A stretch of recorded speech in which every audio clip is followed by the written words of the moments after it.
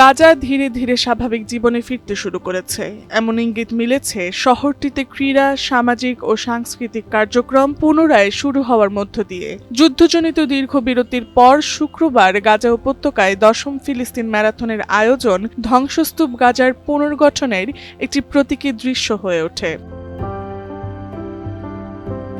স্থানীয় বাসিন্দা, শিশু, প্রতিবন্ধী ব্যক্তি এবং বিভিন্ন সামাজিক ও স্বাস্থ্য সংক্রান্ত সংগঠনের সদস্যদের অংশগ্রহণে ম্যারাথন ঘিরে তৈরি হয় উৎসবমুখর পরিবেশ। বিপুল সংখ্যক মানুষ দৌড় দেখতে জড়ো হন। বিজয়ীদের পুরস্কৃত করার পাশাপাশি শিশুদের জন্য নানা কার্যক্রম অনুষ্ঠিত হয়। প্রথমে প্রতিবন্ধী ব্যক্তিদের বিভাগের ম্যারাথন শুরু হয়, এরপর পর্যায়ক্রমে অন্যান্য বিভাগের দৌড় অনুষ্ঠিত হয়।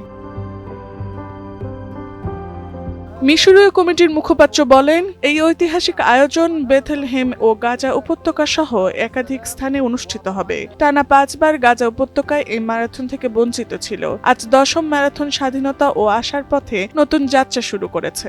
দক্ষিণাঞ্চলীয় গভর্নরেটগুলোর যুব পরিষদের প্রধান বলেন, গাজা উপত্যকায় এই ম্যারাথনের আয়োজন প্রমাণ করে আমরা এক জাতি। এই জাতিকে বিভক্ত বা খণ্ডিত করার সাহস কারও নেই। ফিলিস্তিন সংবাদ ও তথ্য সংস্থা ওয়াফা জানিয়েছে, বেথলেহেম ও গাজায় একই সময়ে ম্যারাথনের দুটি সংস্করণ অনুষ্ঠিত হবে।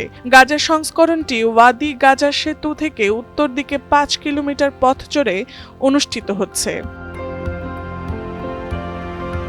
Tasnuva Sanjida, Times today.